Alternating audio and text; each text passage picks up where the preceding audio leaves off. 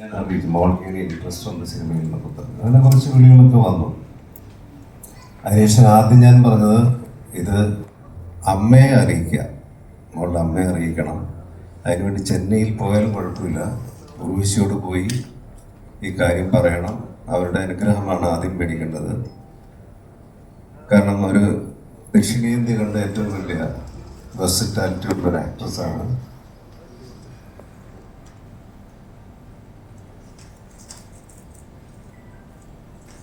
അങ്ങനെ ഒരാളുടെ മകളാണ്. ഇപ്പോൾ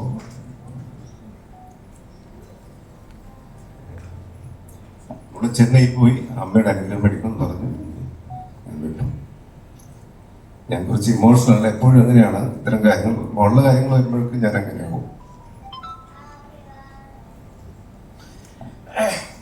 അങ്ങനെ ഞാൻ വിട്ടു. അവളുടെ അമ്മ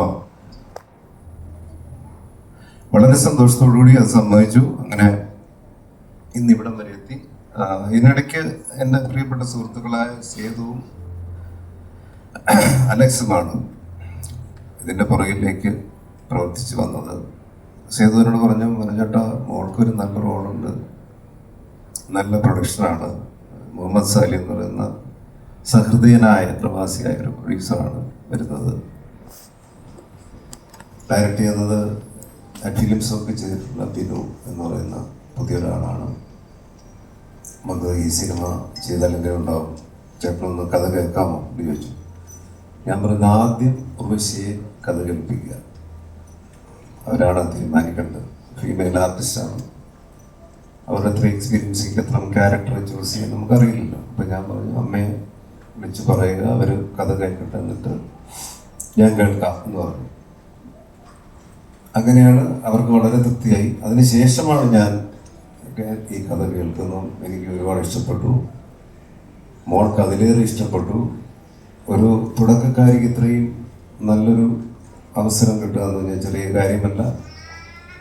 ഉർവശിയായാലും ഒരു തുടക്കത്തിൽ ചെറിയ ചെറിയ വേഷങ്ങളോട് വന്ന് മുന്താണയും മുടിച്ചു എന്ന സിനിമയിലൂടെയാണ് ഏറ്റവും പ്രശസ്തി ആർജിച്ചത്. ഞാനും വളരെ വളരെ ചെറിയ വേഷങ്ങളോട് വന്ന് സർഗം എന്ന സിനിമയിൽ എത്തിയപ്പോഴാണ് എനിക്ക് ഒരു ബ്രേക്ക് കിട്ടിയത്. പക്ഷെ മോൾക്ക് സുന്ദരിയായവൾ സ്റ്റെല്ല എന്ന ടൈറ്റിൽ റോൾ തന്നെ തുടക്കത്തിൽ കിട്ടിയിരിക്കുകയാണ്. ഇത് ദൈവഭാഗ്യമാണ്, എല്ലാ ഈശ്വരന്മാരുടെയും ഭാഗ്യമാണ്, അവളുടെ അപ്പൂപ്പൻ്റെ ഭാഗ്യമാണ്. കാരണം എൻ്റെ അച്ഛൻ്റെ ഏറ്റവും വലിയ സ്വപ്നമായിരുന്നു മോള് സിനിമയിൽ വരണമെന്ന്. എൻ്റെ അച്ഛൻ മരിച്ചപ്പോൾ എന്നെക്കാളും കൂടുതൽ ഒരുപാട് കരഞ്ഞത് കുഞ്ഞാറ്റയാണ്. കെട്ടിപ്പിടിച്ചവൾ കിടന്ന് കരഞ്ഞു. ഞാനത് എനിക്കെന്തോ കാര്യമുണ്ടെന്ന് തോന്നി. അപ്പം എന്താ മോൾ ഇത്രയും കരയെന്ന് ഓർത്തപ്പോൾ ഞാൻ പറഞ്ഞു, എന്താ മോൾ ഇങ്ങനെ ഇമോഷണൽ ആകുമെന്ന് ചോദിച്ചു. അപ്പോൾ പറഞ്ഞു, ഇല്ല അച്ഛാ, എൻ്റെ അപ്പൂപ്പനാണ് ഞാൻ സിനിമയിൽ വരണമെന്ന് ഏറ്റവും കൂടുതൽ ആഗ്രഹിച്ചത്. എപ്പോഴും എന്നെ കാണുമ്പോൾ മോൾ വലിയ നടിയാവും, മോൾ ആക്ട്രസ് ആവണം, ടാലൻറ്റഡ് ആണ് എന്ന് പറഞ്ഞ് എന്നെ എപ്പോഴും ബ്ലെസ് ചെയ്യുമായിരുന്നു. അപ്പോൾ പിന്നെ ഇപ്പോൾ ഈ ഒരു അവസരം വന്നിട്ട് അത് കാണാൻ സാധിക്കുന്നില്ലല്ലോ എന്നൊരു വലിയ വിഷമമുണ്ട്. അതുകൊണ്ടാണ് ഞാൻ ഒരുപാട് ഇമോഷണൽ ആയത്. അപ്പോൾ എൻ്റെ അച്ഛൻ്റെ ആഗ്രഹമായിരുന്നു, എൻ്റെ അച്ഛൻ്റെ ഏറ്റവും വലിയ സ്വപ്നമായിരുന്നു കുഞ്ഞാറ്റ സിനിമയിൽ വരണം. എൻ്റെ അച്ഛനെ ഈ അവസരത്തിൽ ഞാൻ സ്മരിക്കുന്നു, എൻ്റെ അമ്മയെയും. അങ്ങനെ എല്ലാവരുടെയും ബ്ലെസ്സിങ് ഇപ്പോൾ രാവിലെ മേടിച്ചുകൊണ്ടാണ് ഞങ്ങൾ എത്തിയിരിക്കുന്നത്.